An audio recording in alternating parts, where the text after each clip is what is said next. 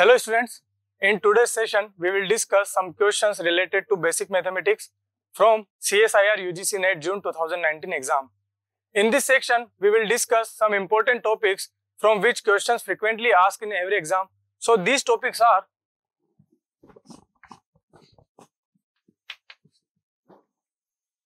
proportion,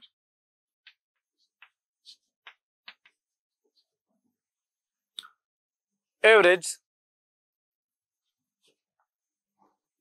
probability,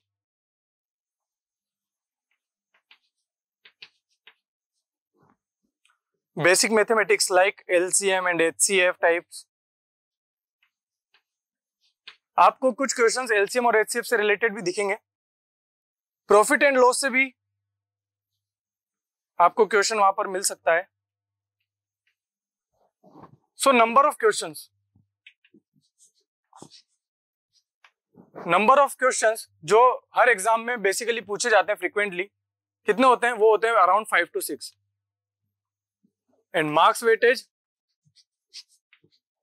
weightage is around 10 to 12 marks. Okay. And difficulty level,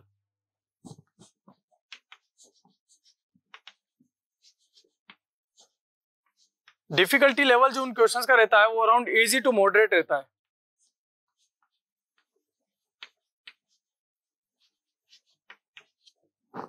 सो इस तरह के questions आपको फ्रीक्वेंटली हर exam में मिलेंगे जो इन टॉपिक्स को कवर करते हैं: proportion, average, probability, LCM and HCF, profit and loss. And कुछ टॉपिक्स और भी होते हैं जो इन एग्जाम्स में पूछे जाते हैं. हम डिस्कस करते हैं हमारे क्वेश्चंस को. So students, our question is which of the following is the largest in terms of value? 2 to the power 50, 3 to the power 40, 4 to the power 30 and 5 to the power 20. अब इस question में अगर हम इसको proper method से solve करेंगे तो 2 को 50 टाइम्स मल्टीप्लाई करना पड़ेगा, 3 को 40 टाइम्स, 4 को 30 टाइम्स, 5 को 20 टाइम्स, जो कि हमारे लिए कन्वीनियंट नहीं है एग्जाम के पर्पज से. तो इन क्वेश्चंस को हम कैसे सोल्व करते हैं आइए देखते हैं.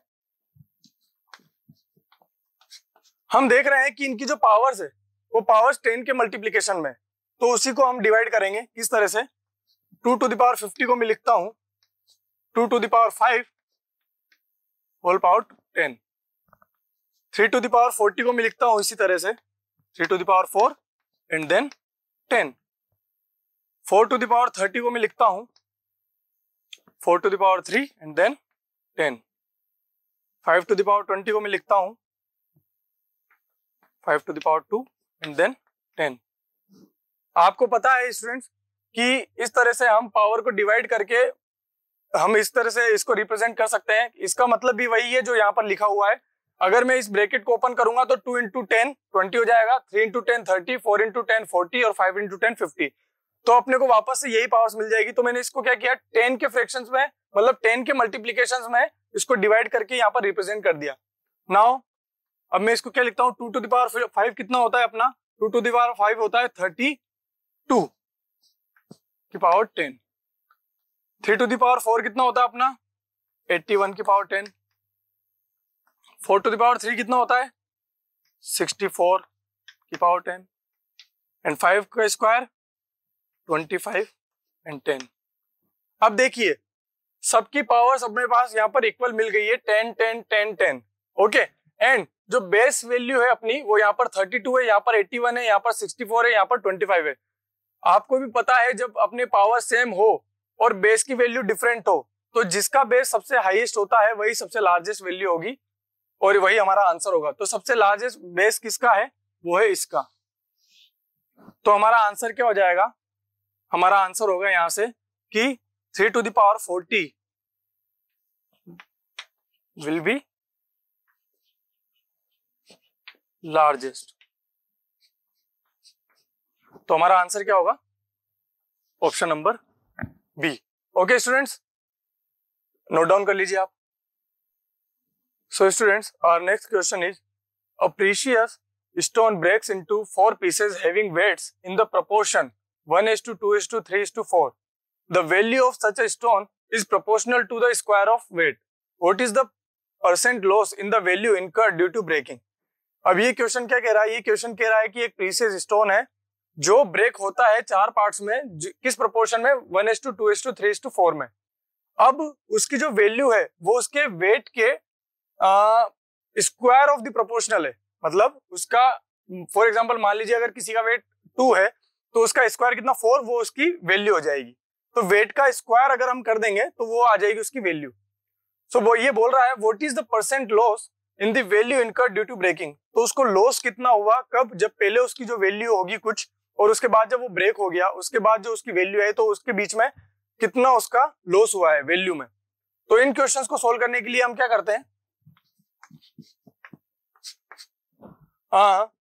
फॉर एग्जांपल जैसे इसमें दिया हुआ है क्या कि स्टोन ब्रेक हुआ है इन द प्रोपोर्शन 1:2, 3:4। तो प्रोपोर्शन कितना है वो 1:2, 3:4 और ये है वेट्स का प्रोपोर्शन आफ्टर ब्रेकिंग। ओके, तो 1:2, 3:4 में हुआ। अब अगर मैं इसको लिखूं, फॉर एग्जांपल मैंने मान लिया let weight after breaking of stone, क्या हो गया, मैंने इसको पूरे को 2 से मल्टीप्लाई कर दिया। तो क्या किया, 2 हो गया, 4 हो गया, 6 हो गया और 8 हो गया। ओके, मैंने इस पूरे रेशियो को क्या किया, 2 से मल्टीप्लाई कर दिया। तो 2, 4, 6, 8 अभी यहाँ पर आ गया। और मैंने मान लिया कि फॉर एग्जांपल जैसे अगर 4 पार्ट्स में वो ब्रेक हुआ है तो एक फर्स्ट पार्ट ये था, सेकेंड पार्ट ये था, थर्ड पार्ट ये था और फोर्थ पार्ट ये था।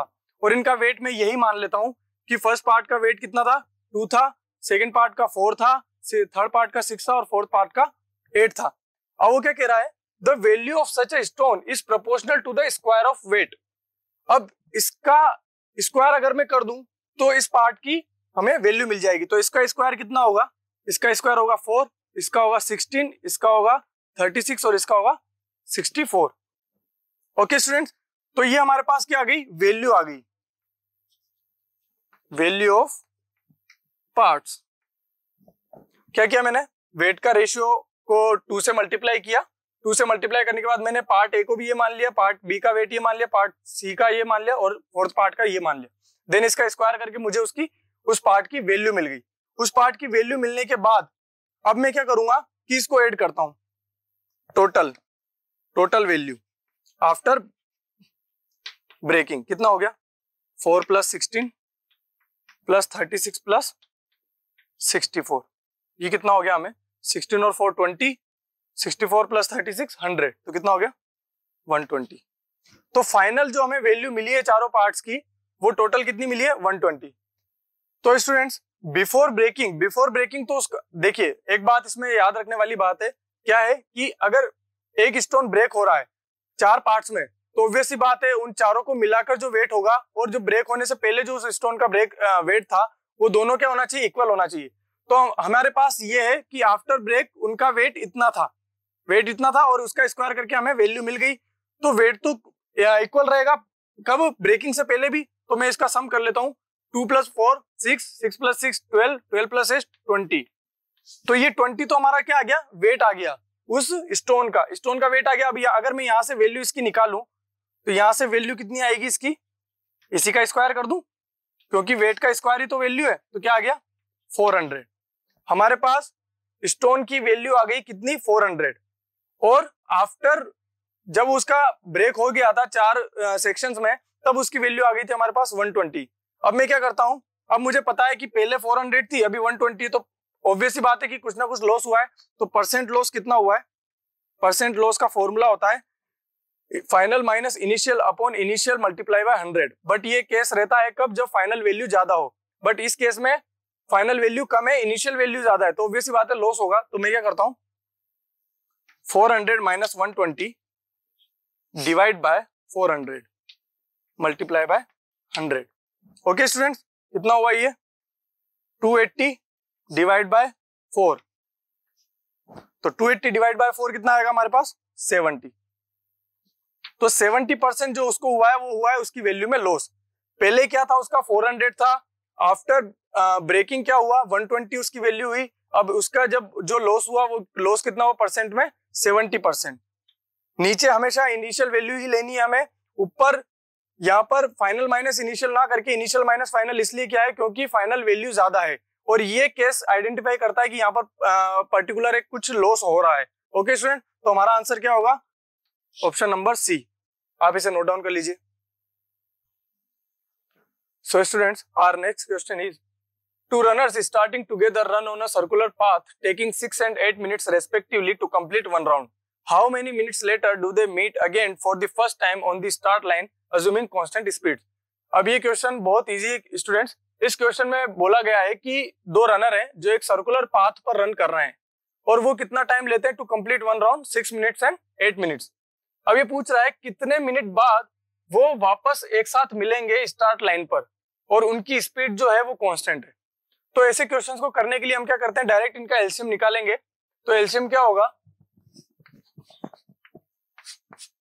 6 and 8 का एलसीएम हम निकालेंगे। तो 6 and 8 का एलसीएम आपको आता ही है, 6 and 8, 2 3 जा 6, फिर then 2 3 2, then 2 3 1 and then 3। Okay, so क्या एलसीएम आया, 2 multiply by 2 multiply by 2 multiply by 3 which is equal to 24।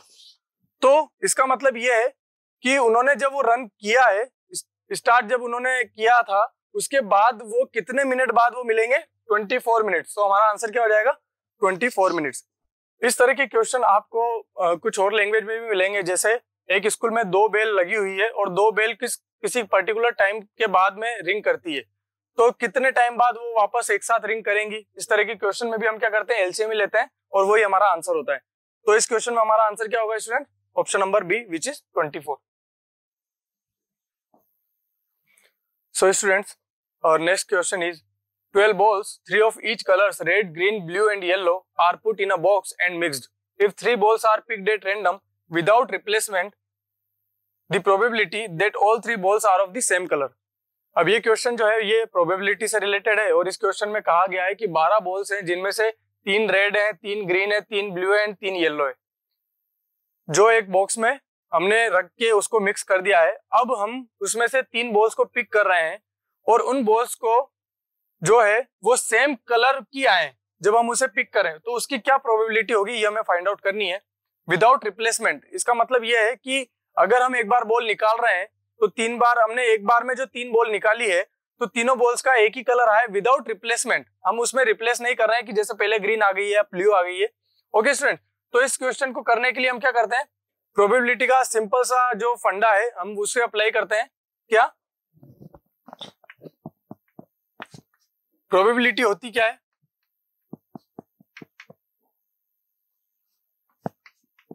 Number of favourable outcomes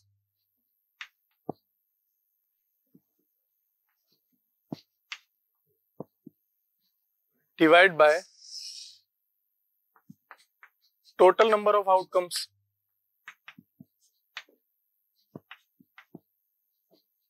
यही तो प्रोबेबिलिटी का मेन फॉर्मूला है। तो हम क्या करते हैं, पहले तो हम निकालते हैं टोटल नंबर ऑफ आउटकम्स।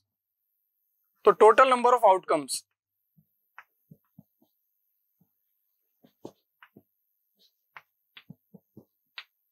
क्या होंगे, 12 बॉल से 12 में से 3 को पिक किया, क्या हुआ 12C3 कॉम्बिनेशन में।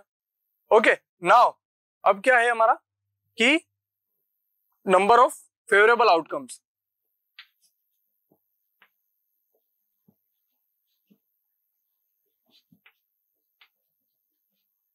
नंबर ऑफ फेवरेबल आउटकम्स, तो इसमें क्या हो सकता है कि जो 3 बॉल्स उनको सेम कलर की निकाली है वो रेड से भी हो सकती है, ग्रीन से भी हो सकती है, ब्लू से भी हो सकती है और येलो से भी हो सकती है। तो इसमें 4 कलर हैं, तो 4 कलर में से कोई भी एक कलर हो सकता है। तो अगर इसमें से निकालो 3 रेड में से तो 3C3, 3 में से जो 3 जो निकाली हमने वो रेड टोटल कितनी है 3 है और निकालनी कितनी है 3 है, तो टोटल में से जितनी निकाली उसका क्या हुआ 3C3। अब यही ग्रीन का होगा, यही होगा ब्लू का और यही होगा अपना येलो का। तो मैं क्या करता हूं, ये सबके लिए सेम रहेगा तो इस फॉर्मूले में रखता हूं probability which is equal to number of favourable outcomes, mean red के लिए कितना 3C3, ग्रीन के लिए कितना 3C3 प्लस ब्लू के लिए कितना 3C3 प्लस येलो के लिए 3C3। मीन्स 4 कलर हैं, 4 कलर में से कोई से भी एक कलर की हमें बॉल्स मिल सकती है, इसलिए मैंने उन चारों कलर्स का फेवरेबल आउटकम मैंने यहाँ पर मेंशन कर दिया और उनको सम कर दिया। Divide by total number of outcomes, कितना 12 में से हमने 3 को निकाला है तो 12C3। नाउ ये कितना हो गया 4 times of 3C3 divide by 12C3। अब इसको सोल्व कर लीजिए। 4 मल्टीप्लाई बाय 3C3 होता है 1, तो मैं डायरेक्ट इसको लिख देता हूँ 1 डिवाइड बाय 12C3 कितना 12 into 11 into 10 divide by 3 into 2 into 1, तो ये ऊपर चला जाएगा तो कितना हो जाएगा 3 इंटू 2 इंटू 1। अब यहां से हम सोल्व कर लेते हैं कितना 3 2 जा 6 तो 6 12 2। नाउ 2 2 जा 4, ये 2 से ये 5, तो कितना बचा हमारे पास 1/55। ये जो है यही हमारा आंसर है। Correct option is option number D. Okay students,